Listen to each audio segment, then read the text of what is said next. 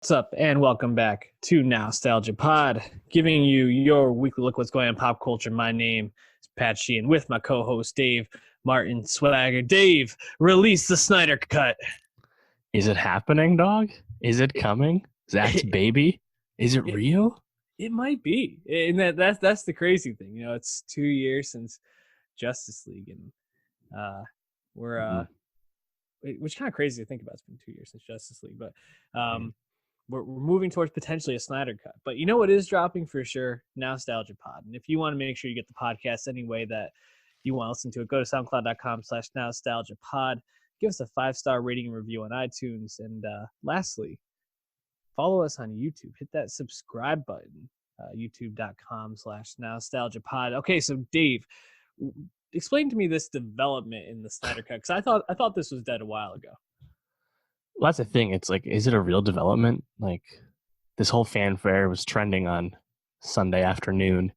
600,000 tweets. Like, a lot of fanfare based off of Gal Gadot and Ben Affleck and Ray Fisher all tweeting out the tag with like an image, and like that's all we have. And now everyone seems to be hoping that Warner's going to use the Snyder Cut as like an HBO Max launch title, get people to sign up thing. Which, if that was the case, I think it actually is probably the best avenue to do it. You know, I know the Snyder Cut evangelists have long said that if you had released some kind of Snyder Cut Blu-ray, it would sell really well. But I mean, I think the business people would definitely love to use it for HBO Max. But the question remains: is it real? And it seems like it is real in a certain sense. Zack Snyder has basically said as much, but is it finished? Like, the effects aren't done on this cut, right, as far as we know. So that would require Warner to actually invest more money in Justice League, a movie that, remember, ballooned to like $300 million in cost due to all those reshoots that Joss Whedon oversaw. So it's a very interesting situation, but ultimately, I don't know if we actually know anything new that like we can actually verify at this time. Yeah, it's interesting. You know, you see Gal Gadot and Ben Affleck, Jason Momoa, all the stars from it tweeting hashtag release the Snyder Cut. And it feels a bit like capitalizing on somewhat of like an internet meme, I guess, so to speak. But there might be more at play here. It's pretty interesting to think about them just releasing a whole new version of this movie that had long been awaited, and how that might really change the perspective of how this movie is seen. But yeah, it would be cool, I think, if it was like, this is how we're kicking off HBO Max. I do not think that's what's going to happen. I think it was just more of like a marketing type ploy, would be my guess, but we'll see. I mean, Wonder Woman's coming out next year, so yeah, and Birds of Prey. This is a good time to start getting some interest back into these characters again, as we start ramping up to see them on screen again. So any last thoughts on the Snyder Cut before we hit some music? The Hollywood Reporter did note that there's, quote, no announcement of a release of any such cut imminent, per anonymous HBO Max sources. So who the hell knows how this really kicked off? But I know the Snyder evangelists, the quote, the good ones that really just want to see that Snyder vision in earnest, probably gonna keep wishing. Mm-hmm. Well, someone that we don't need to wish would come back anymore is tonight. The DJ duo comprised of Hudson Mohawk, the Scottish producer, and Canadian producer Lunis. Yeah. Formed back in 2011, dropped their self-titled debut album, or I guess it was an EP, back in 2012. And it really got a lot of attention in terms of how it is seen as an influential album for EDM rap, and how EDM has been brought into more mainstream like hip hop and rap artist music. And then they just kind of disappeared again, went back to doing their own thing separately. But then they popped back up with, I'm going to say that this album is called 2. It's I, but it's 2, right? So interesting because on their first album, it was songs like Goo or Higher Ground, where Higher Ground, banger. yeah, absolute banger, and you really can hear like how they were meshing this sound together that then became so popularized. You know, you can hear all the little like the beats, the flourishes with synths and things like that. And then this seems like another left turn. Like this feels like these guys are just kind of like messing with each other and messing with the listener and just kind of making Right. like the most absurd, crazy things they can. What did you think of tonight's second album too? Yeah, I mean, as you said, they kicked off or really, I guess, started the trap wave that really took over EDM like the middle of this decade, and then they just left. They stopped doing it, and then everyone else followed suit, and then that wave kind of fizzled out. Like trap is still obviously the, you know, middle for rap these days, but in the EDM sense, they've kind of moved past that, right? Um, More towards the sound of like a Kygo or the Chainsmokers or Marshmello, right? That's certainly not what Tonight and Flostradamus and Arlo Grime were doing 5 years ago. Mm-hmm. And having not heard New Tonight in so long, getting this new EP and hearing like the first single like Dollars, and it's like Christ, like it actually sounded really refreshing to me just because it's really, it feels genuinely like in left field and like not copycat the way everyone rode their wave once they really kicked it off. So I thought it was really, really cool. And like I don't know how much of this music I want to like run back all the time, just because again, it's so absurd. Like the production is so layered and just really wild. And that seems to be the goal. Yeah. So I think this is kind of what you'd expect from them. It's just more of Hudmo and Lunas making these absurd beats and just daring you to blow your speakers out. It's pretty funny. Yeah, and you can almost hear them like laughing along with each track and like how absurd it is. And if you watch the videos or the songs on YouTube, they have this each song they have themselves as like these like almost like creative player characters in the music videos, just doing these like really weird things. Like one song, I can't remember which one, it's like just like a close up on their mouths with these like really gnarly teeth, like the tongues like clicking out. It's like so weird, and but just also kind of like funny, and you're like, this is so absurd, like you said. I think there's a lot on here to like, and they seem to kind of go in a lot of different directions in this, which I think makes this album very interesting, unique. And you kind of hear that tonight. I think their self-titled debut was a lot more samey than this album. This one they kind of go in different directions. Like a song like First Body. That sounds like it could be off of like a Jai Paul song, only a little bit more like mainstream, you know? And then you go to something like I'm in a Hole. And you can kind of hear that like tranciness that that kind of, you can see why Kanye like during like Blood on the Leaves was looking for someone like them, because they just, it's so unique and it takes so many like different little turns and flourishes. It's like so interesting to listen to. I agree. I don't think I'm going to run this back much, but it's certainly a unique album, and I'm glad I gave it a listen. Question for you: which song would you say is your favorite off this? Hard for me to pick. I think Dollars, which is funny because I wish there was more lyrics to it instead of just dollars, dollars, dollars, dollars. But like the beat's so fucking awesome and weird. Yeah.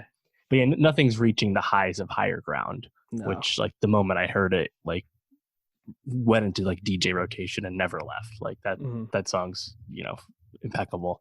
They don't have anything like that, but yeah, I mean it's a short EP, 7-year hiatus, right? Like I think it's just kind of a like, here's a taste, guys, you know, like low stakes, low ambition, but genuine, and I appreciate that.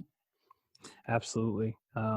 Check out tonight their album 2, and probably going to put 1 or 2 of their songs on our Nowstalgia Best of 2019 playlist, so check that out as well.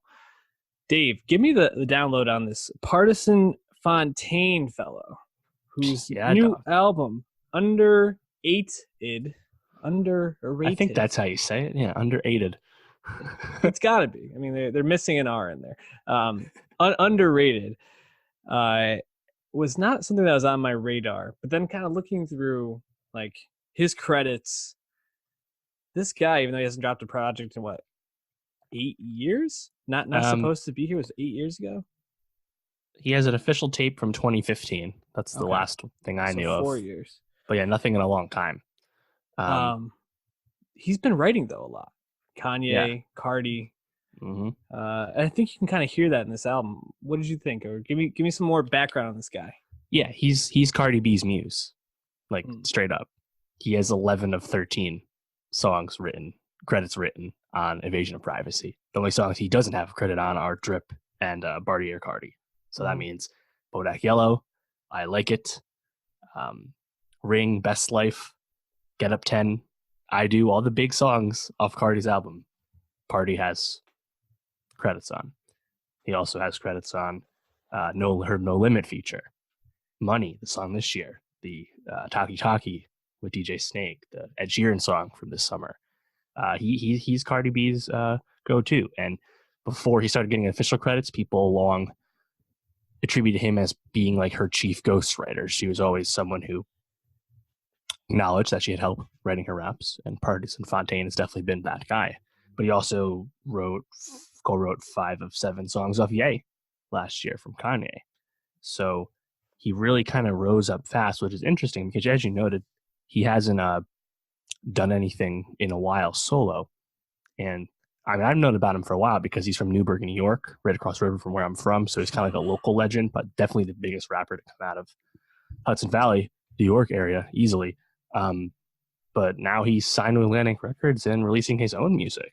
And like, his first single off Atlantic was "Backing It Up" featuring Cardi, which came out last year, and that's one of the best, perhaps the best song with a Cardi feature like that. It's just a straight banger, and that's on this album. Mm-hmm. So yeah, this was kind of just like a fun like celebration of Pardison Fontaine album for me, and I think for a lot of people, just because yeah, here he made it, and now hopefully he's going to get some of his own shine because he's clearly been doing his dues for a long time for other people. So uh, it's just cool to see. But what did you think? Because I mean, you hadn't really heard his music before. Yeah, I thought he was. Nothing really stood out and like blew me away, but there's a lot here to like. Like Shea Butter immediately caught my ear. That song just is Old Dirty Bastard beat. Yeah, I mean that catches your ear, but the way that he flows over it and just kind of makes it his own, I thought was really impressive. I liked Peach a lot with City Girls. I thought that song stood out too. The thing is, I feel like a lot of what we like, nothing made him particularly unique to me. I think in this, and I agree. We review a lot of rap, and I think especially in a year where there's so much quality, so many like rising stars this year in rap, and we say that every year, but you think about someone like the Baby, who we were texting this weekend about his music video that with the Jabberwockies, and he just there's so many people like that, Megan Thee Stallion, who are rising, and then he Pardison just kind of feels like he's there and he's making pretty good songs, but nothing on this album is really propelling him forward in my mind. Yeah, I think that's right. I think like as a performer in his own, he's not very special, but he clearly has a knack for song construction, at least in today's rap landscape. And you see that again with his own. He's definitely seems to be at least a little more talented than, say, Quentin Miller, who of course got famous for writing for Drake. But like Pardison can make and perform good songs on his own. He does that most of his album. But yeah, you're right. I don't think it stands anything super special. Like he doesn't really have like a New York sound really either. I know he's been based in the city for a while, obviously being around Cardi for so long. But yeah, it just kind of sounds like normal stuff. But I liked Not There Yet, the first track, where he was kind of talking about being locally famous, but not actually famous everywhere else, and how that like changes like how his approach to everything. And I think there was some moments of interesting lyrics, and he doesn't have like the most typical rap story. He's getting famous later in life. I think he's almost 30 now. But yeah, I think it's just more like it's kind of like I'm just happy it's here kind of project, not something I'm gonna like celebrate on its own all that much. So I'm guessing Shea Butter's going to be the the track to the playlist then. That is the one, I think. Yeah, for sure. Dave has spoken, and now we're gonna talk about Baby Yoda. Spoilers, bro. Yeah, if you've been any bit online and you have somehow avoided Baby Yoda, I'd like tell to know me how. Yeah, tell me how, because pretty much after The Mandalorian dropped this past Tuesday, and Baby Yoda was on that screen. Looks so good too. Oh my god! First of all, I mean we're gonna talk more about The Mandalorian, but I was just thinking how brilliant putting Yoda in this show was, in terms of like, it's November, kids are starting to make their Christmas lists. There's gonna be so many Baby Yoda items sold over the next month and a half. It's nuts how much money they probably made off this. That's an interesting point too, because usually we get like vague Star Wars movie spoilers from toys, because the toys leak out in advance, or Lego sets or something. Yep. I don't remember any Baby Yoda leaks happening, come to think of it. So good on them for keeping that under wraps, because you're right, they're definitely coming. Oh, for sure they're coming. But we're talking about The Mandalorian, so why don't we break it down a little bit more. Jon Favreau's long-awaited Star Wars project, starring Pedro Pascal as the Mandalorian, is here, and it's really interesting because the hype for this show was, I would say, incredibly high, and Star Wars properties are highly scrutinized, and this felt like, you had Favreau, got the Viper here, so it's like, okay, so this has all the pieces to be good. And then the first episode drops, and I thought reactions were a bit more tempered than I expected. I saw mostly positive, but people saying, yeah, there's a lot here, but I'm not sure if I really loved the first episode. And then the second episode drops on Friday, and I feel like that really cemented what this show could be. Why don't we give like our general thoughts, and we'll start digging in a little bit more to each episode and things that stood out. Yeah, I think on the surface, so this is obviously launching the flagship launch title for Disney Plus, which premiered last Tuesday. And being that it's centered on an anonymous Mandalorian figure, with that comes a lot of baggage, notably Boba Fett, who, as everyone knows, was a very famous and cult-like figure ever since he debuted in Empire Strikes Back. And, despite a character that most people would say is actually very overrated in a movie sense, because he doesn't do a whole lot in the movies and he has a really shitty death and things like that. But expanded universe really fleshed him out. Obviously, we learned about his childhood. Maybe not everyone's super fan of that. Or did he die? Well, because apparently he's in the background of one of these shots. I saw that. Man, that does not look like him. The colors are different. Like, people are saying, like, in the back of that, like, Mandalorian, like, holds fast that Pedro goes to, and it's like, no, it doesn't really look like him. Yeah, it's a little green. Like, what? We just watched 10 other Mandalorians. They all kind of look like Boba Fett. Like, that's stupid. But yeah, Boba Fett does survive in the EU. So would Boba Fett come back in this show? We can talk about that another time. But what this show needed to do, having the Mandalorian iconography in a mainstream sense, like, we've got Mandalorians in Clone Wars and Rebels and stuff, but not a lot of people watch that. It's really for kids. Getting it now, it's like, what does this show need to accomplish, or what justify itself, right? And I think right away from the pilot you get that, because we're getting that gritty underbelly of Star Wars that we always say we want, and anonymous characters, anonymous locations, and like cool things about Star Wars. Like in the first episode, we have a debate about currencies and stuff, and it's also a really effective way of telling you when the show's taking place. You find out that we're 5 years after Return of the Jedi. The Empire is gone. Imperial credits, not surprisingly, have inflated, and they don't have much value, right? Really, I think it was a really smart way to weave in Star Wars lore that's interesting to fans, but also like puts the show in perspective in a subtle way. So I think overall, right from the start, the show just establishes itself as being what you hope it would be. Again, like just something, an alternative take within the Star Wars universe in that sandbox that we've always wanted. And yes, this is still tangentially close to the original trilogy, there's still Imperial remnant forces, right? So it's not all new. There's lots of familiar things, which I think are welcome, right? You see gonk droids, you see Trandoshans, you see an IG droid, you see a Yoda species, like. But I think it's such like a warm feeling of being back and seeing familiar things, while also being aware right away that it's a different kind of storytelling in Star Wars.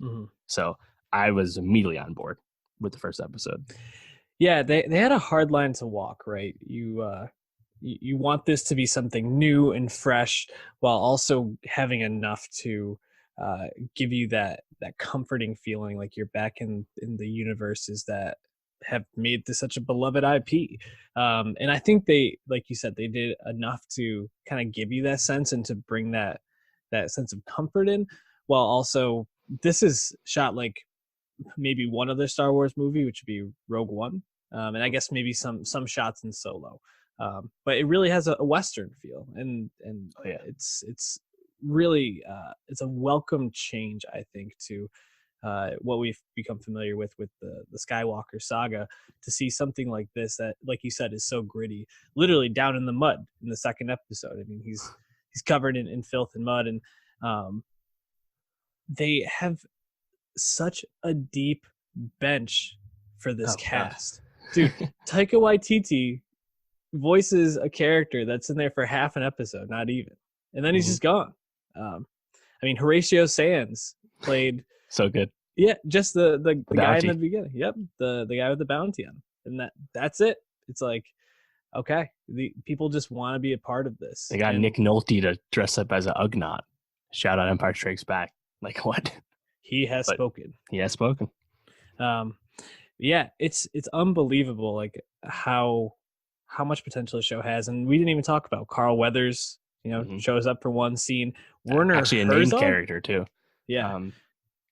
So Herzog's so interesting, right? Because the whole time doing press, he's done a lot of it press, but like everyone asks him, he's like, "Yeah, I didn't feel any pressure because I didn't know who Jon Favreau was. I haven't seen any of his movies." He's like, "I've never watched Star Wars." It's like, wait, how the fuck did they get you in this then? Yeah.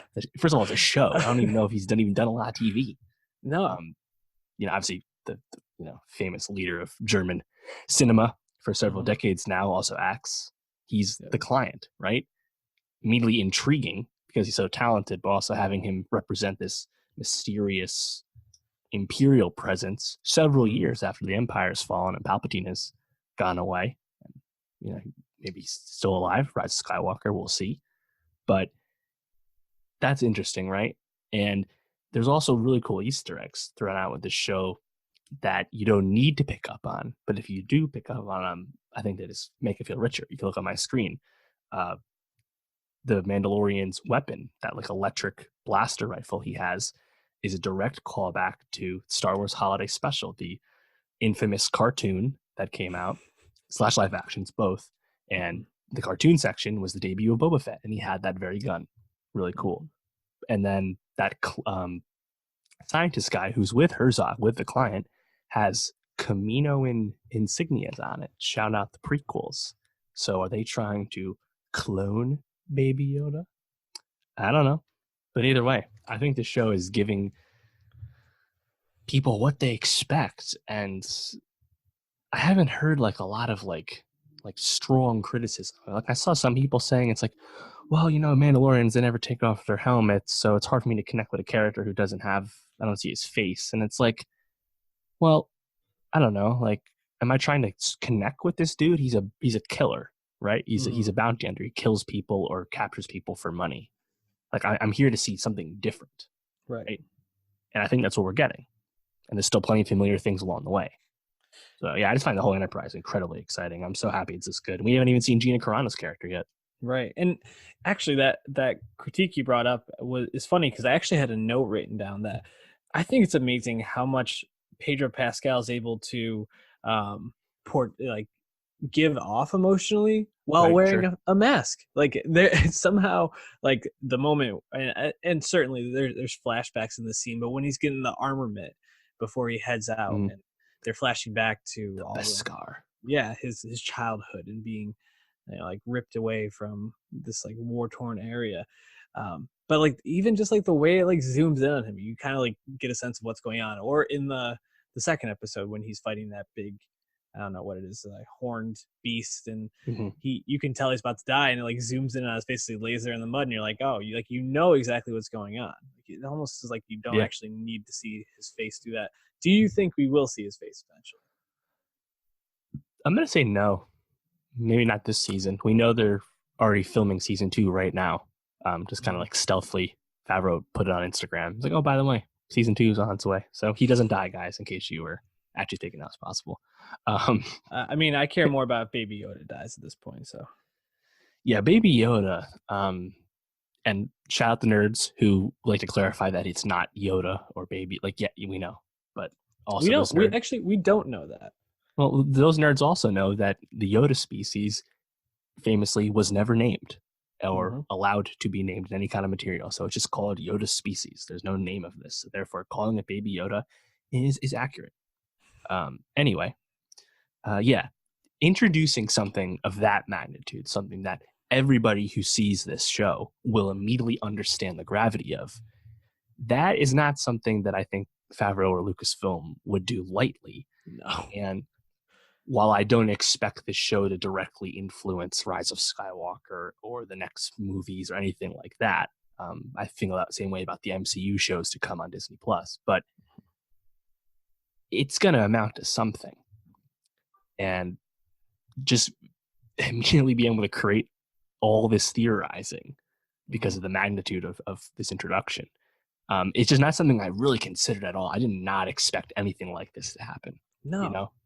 I mean, who did with this show? It's not that we wouldn't expect something to be grabbing the zeitgeist for the show. I mean, it was a very highly anticipated show, like I said, but Yoda, I mean, one of probably the most beloved characters along with Chewie and certainly Yoda's arc in the prequels is a bit that leaves something to be desired, like much of the prequels. Hard to see, the future is.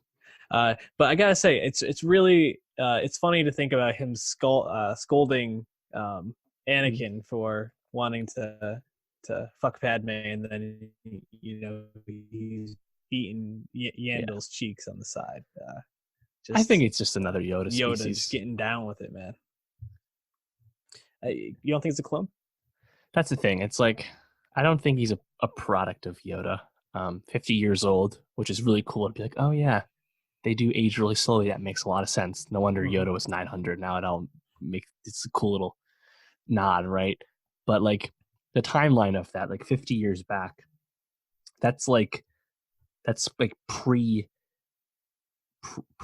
Clone Wars. So like I don't think Yoda at his more lucid times when the Jedi was still really healthy, I just don't think that would have happened. So I think it's just another Yoda alien, although a clone is interesting.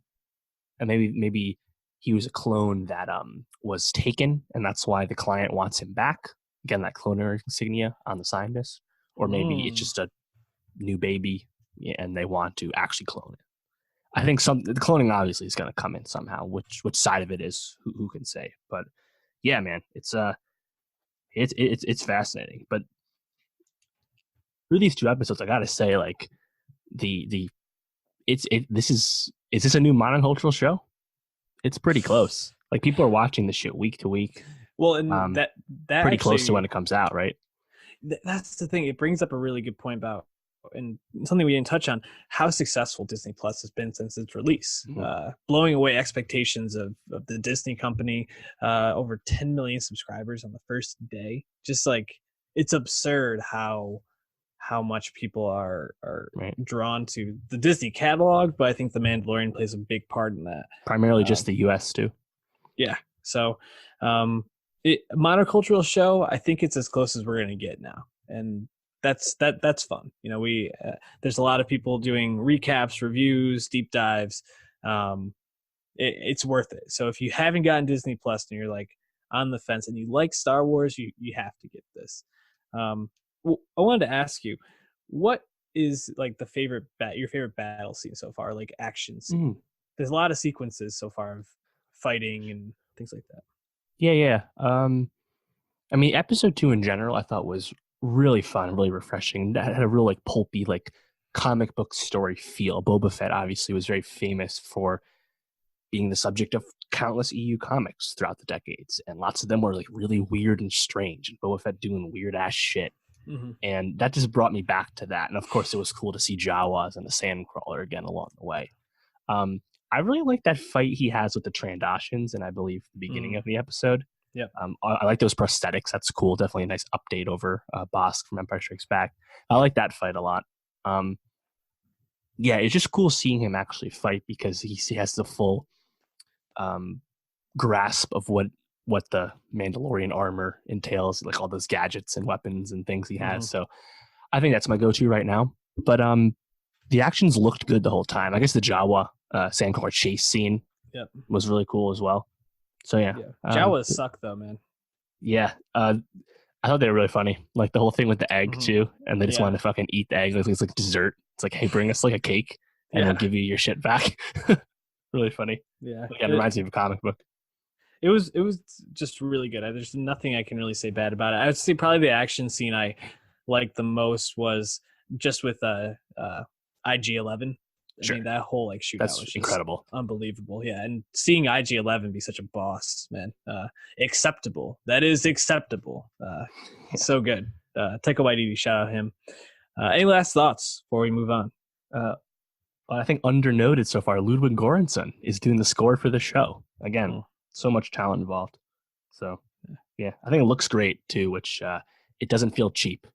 No. And, for years, George Lucas always famously said, yeah, I have 100 scripts for a TV show, but I can't make it right now. It's just not financially possible. And for years, as well as younger, I just assumed live action Star Wars show, can't do it.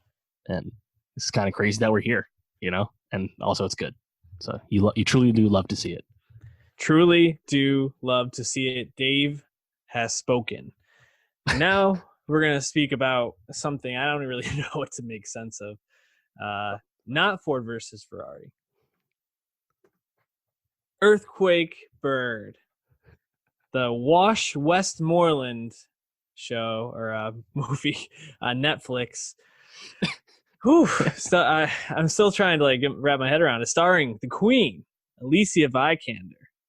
My queen, as Lucy Fly, a American who has moved to and integrated herself into Japanese culture. Is she American or is she English? Didn't she have her English accent in the movie? Good point. I guess she must have been. Doesn't English. Matter. Yeah. Expat. Yes, exactly. And she falls in love with Taichi, played by Naoki Kobayashi, and quickly things start to go awry when Riley Keough's Lily Bridges starts to bring her mysteriousness about. Earthquake Bird. You see Alicia Vikander in a starring role, and she's been pretty much excellent. I mean, I guess Tomb Raider, you're like, it's fine. It was what it was. But I think we both thought she was pretty good, Lara Croft. So you go into this, you're thinking, okay, this movie has potential. Wash Westmoreland, known for Still Alice in 2014, probably his breakout film, and then Colette, which you reviewed last year in the pod. Hit that subscribe button. But boy, I was left confounded with this movie. You had a really interesting tweet, or a really funny tweet about this. I think it was the Alonzo Mourning gif, right? Or was it it was Kombucha Girl? Yeah.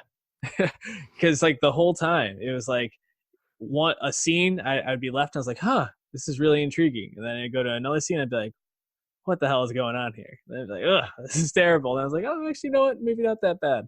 I guess before we get too far into it, how are you feeling about this movie? I mean, as the tweet suggests, I was up and down throughout the runtime. You watch it. Again, we're in the bag for Vikander. Liked her a long time. Obviously, broke out several years ago. Dual role, the amazing year, Ex Machina, and then winning Academy Award for Best Supporting Actress for The Danish Girl, and then parlaying all of that fame into other fun roles like Man from U.N.C.L.E. and Tomb Raider, as you said. And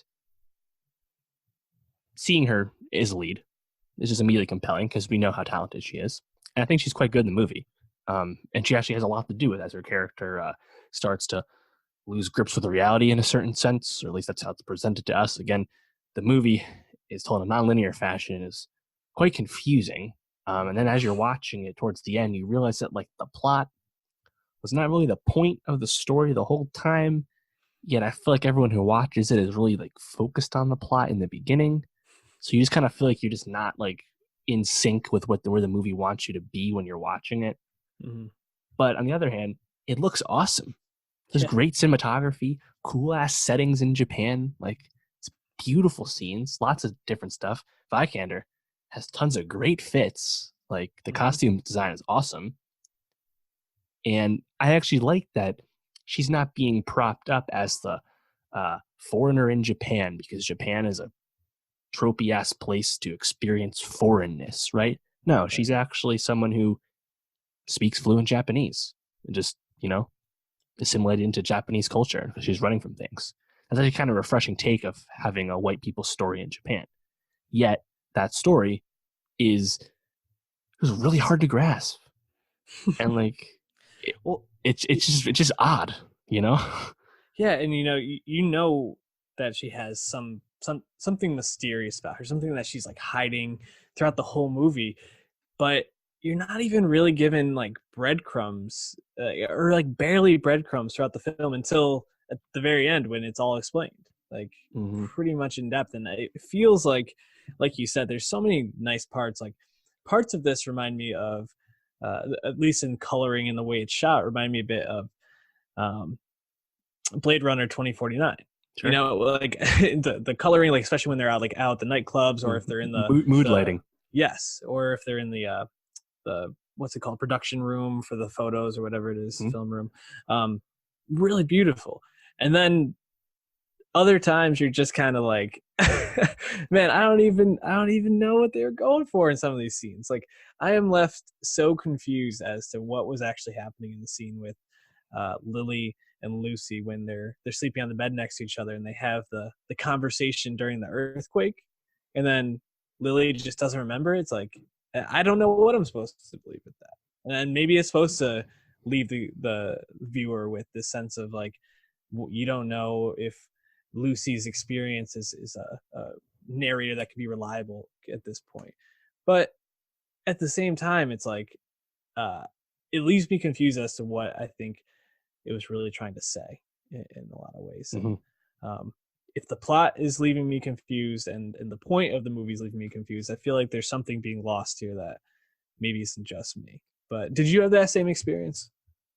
Yeah. And I was just putting it on the list of everything I've seen this year, and I'm like, well, there's a lot of things I like about this movie. Yet there's these other movies that have way less ambition, like say Men in Black International or something, that actually I think just work way better for what they're going for, you know? And you kind of had a sense that Earthquake Bird wasn't to the level of Marriage Story, The Two Popes, Irishman, even The King. When Netflix started to stop promoting it, very tepid festival reception. But you can even look on Rotten Tomatoes. A lot of the top critics haven't really reviewed this movie.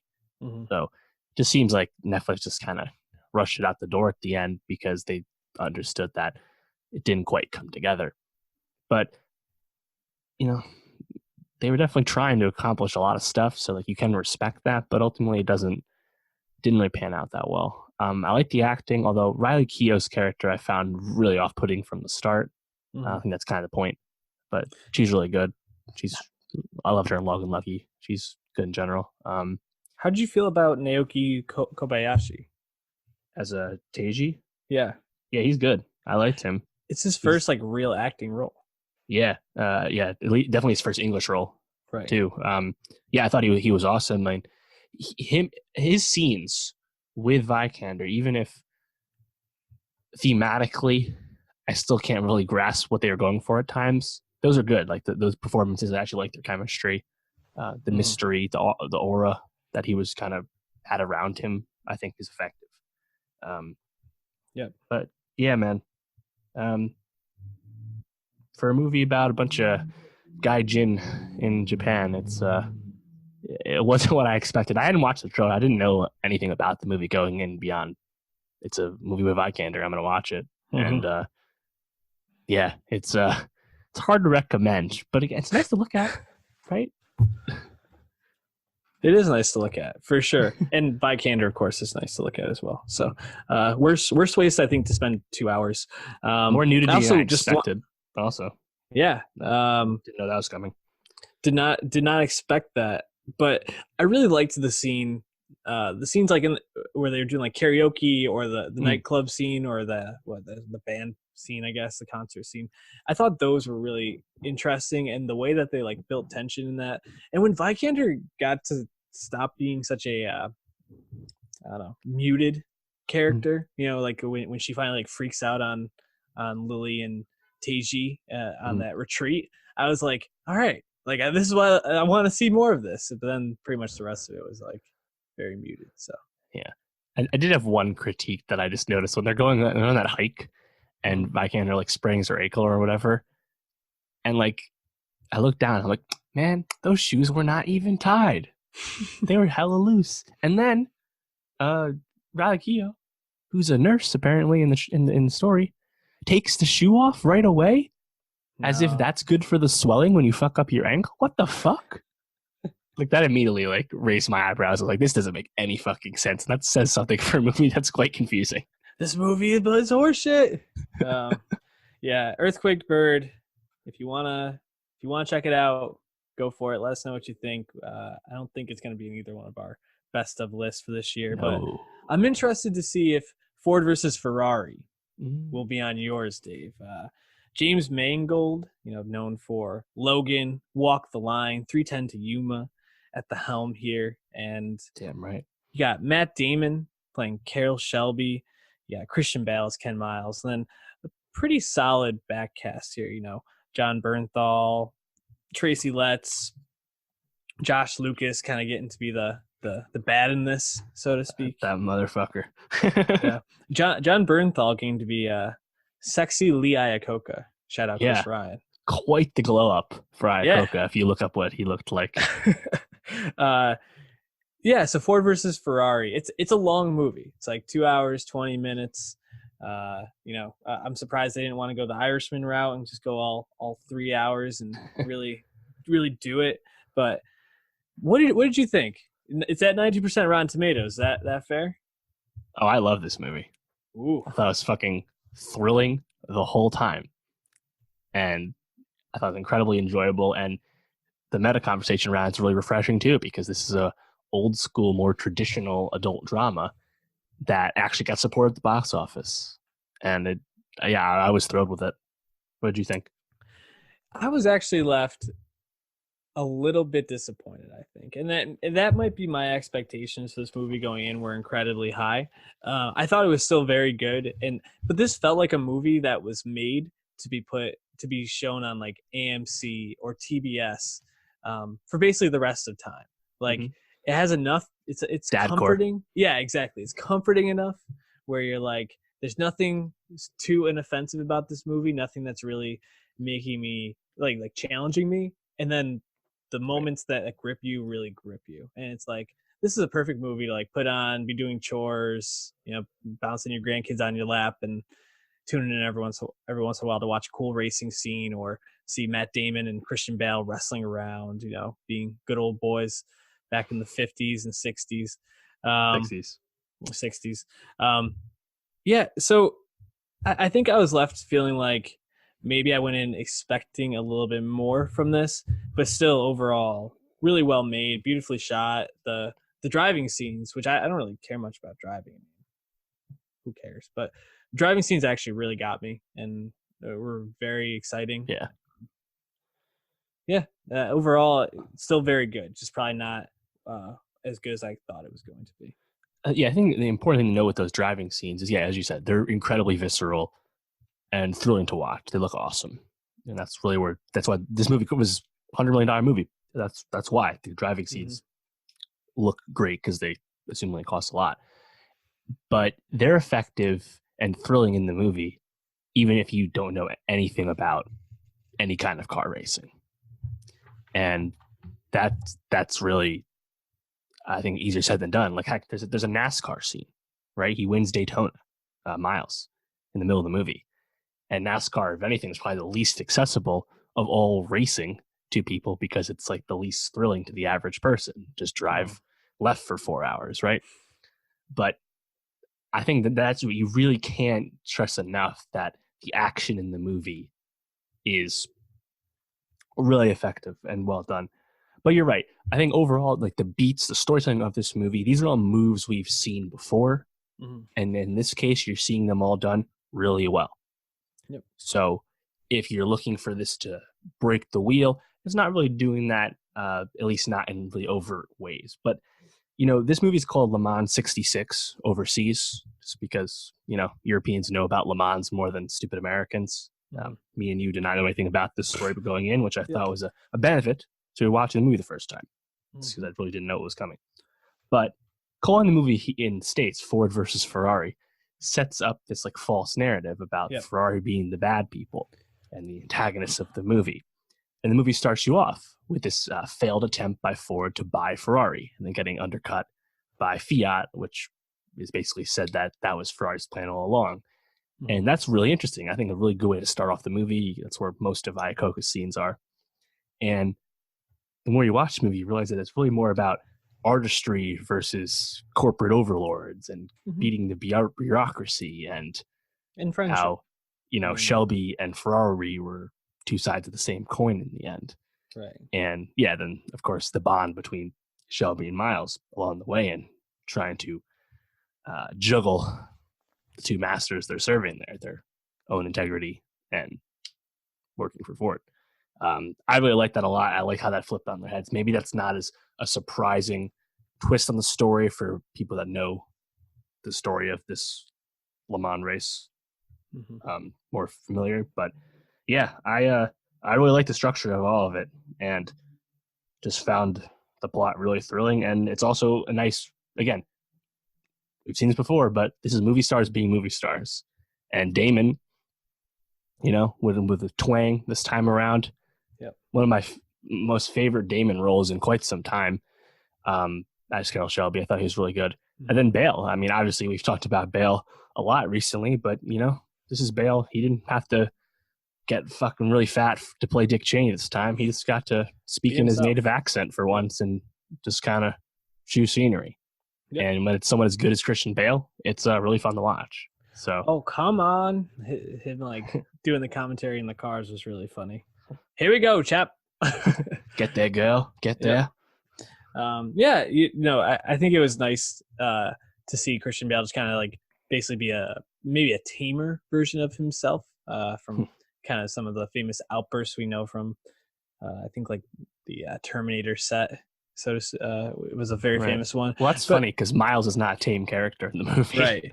And he's not. But I think for who Bale is and who Miles is portrayed as in this movie is a bit tamer. But really, I think where this film takes off is when that Shelby Miles relationship really develops. You know, you kind of see that from the beginning with the scene where Miles wins that like smaller race, but at the beginning he almost couldn't race because of the trunk issue and how him and Shelby kind of like bond around that, and then seeing Shelby get tagged to be the leader of Ford's goal to win the Le Mans race. But as they start to have the moments, like when Shelby has to tell him that he can't go to Le Mans the first year, I think those sort of moments really set things up. And it actually brings me to, I think, the only character that really was not utilized correctly. I know where you're going with this. Yep. Molly Miles, played by Catriona Balfe. You know, the scene she was in, I thought she was really good, but I felt like she basically just was a tool to humanize Miles a bit, to kind of bring him down to earth a little bit. Playing the wife. Exactly. And this is a guy's movie, and really the only female character, and it gets very, very little time to do much else. Yeah, you know, on one hand, that scene where she's driving the family car and they're driving really recklessly as she's yelling at Ken and asking him to stop lying and being upfront about what he's doing and stuff. I actually like the idea of that scene because it's actually showing like more agency for her character and actually being invested in the story as opposed to just being a supportive wife. But you almost undercut it in a certain sense by having her do something obnoxiously reckless to express the sentiment, you know? Yeah. So it's kind of like you're halfway there in terms of delivering on that scene. And the funny part is it seems a bit out of character for her. I mean, she's certainly kooky in ways, but like she sees her husband and his friend wrestling and she pulls a lawn chair out and watches, or she tells him that the IRS came, and instead of like freaking out on him, is very like calm and level and saying like, I don't want to lose the house, like what are we gonna do. Then for her all of a sudden to be like driving recklessly like that, it's like, okay, I get that they're trying to like give her a little bit more power in the situation to feel like she's not just being dragged along through it, but this seems to almost not like undercut the message like you said. And to kind of go along with it, I was surprised to see Matt Damon take such a back seat in this role. I mean, he really is like the Pippin to Bale's Jordan in this movie, which I did not expect going in. How did you feel about that? Yeah, it's interesting because leading up to this, people initially were expecting that awards category fraud leading up to the Oscars, one of these guys will run in supporting. People seeing it, they're like, oh, it'll be so and so, that person will lead. And we find out they're both running as lead, best actor, and I think they are truly both co-leads, but it almost seems like, I guess in the promo, I expected Damon to be more of the leader. But I think they truly are co-leads. But Shelby has no personal life in this movie. It's all about Ken's. And I guess the personal life for Shelby is more of his relationship with Ken. Yeah. So it's funny if you I think they left that out intentionally. If you read anything about Carroll Shelby, he's famously had many failed marriages, and I think actually one of them was like came to fruition during this time, and then I think fizzled out pretty quickly if you read his Wikipedia. So I think that was done to portray him in a certain light. Right. Keep the movie more cleaner narrative. Exactly. Easier to tell. Makes sense. It's interesting. I think the second thing I liked most about this movie was just the Shelby Miles versus the higher ups at Ford, and especially how that played out at Le Mans when they told him to come in together, and Shelby was kind of like fighting against them and trying to figure out how he's going to do it.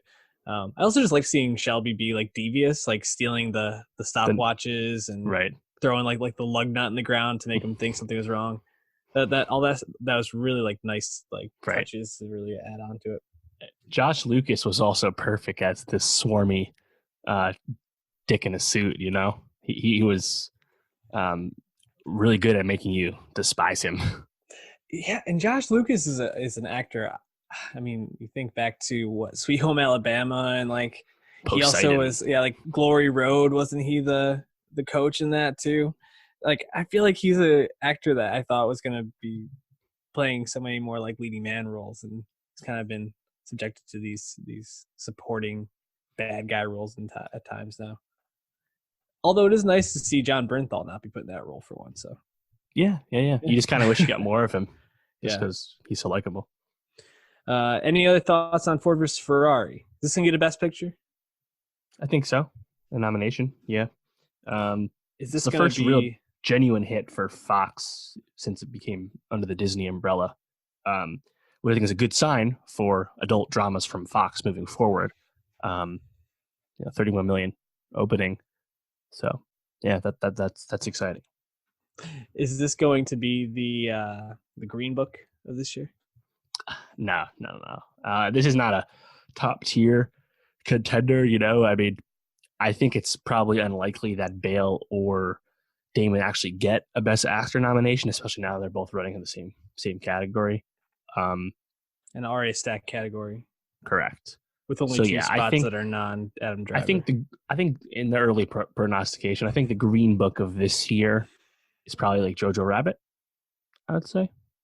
Which again, I mean, Interesting. I don't know if it's totally at the level of Green Book in terms of that kind of sentiment, but that's where I'd lean right now. Interesting. Yeah, Only November. Jojo Rabbit. Only November, that's true.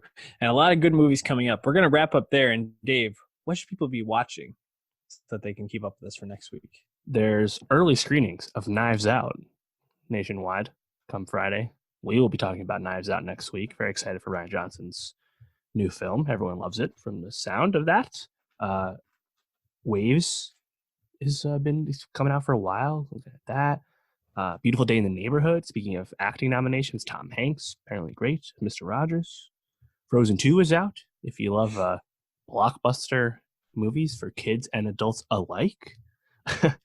And then music is actually interesting. We have the 8th album from Coldplay and the 14th album from Beck. So I don't know how excited you are for either of those, but they're coming. Very excited for both, honestly. Yeah. Seriously. I'm excited to see what Coldplay has in the Clocks store. 2.0 coming soon. I haven't hated the singles from Coldplay. So Beck I'm a little bit less excited for, but we know Beck's what we're like 49. It's all good. Yeah. It's going to be good, whatever it is. It's just like, is it going to be interesting? That's the question. Yeah. So we'll be talking about that and more next week. So hit that subscribe button. Go to Spotify and follow our Nowstalgia Best of 2019 playlist. And follow Dave on Twitter at Martin Swagger as well as at Nowstalgia Pod. Don't follow me. Yeah, I'm not churning out that content the way that those two accounts are, but we appreciate you. We'll see you next week.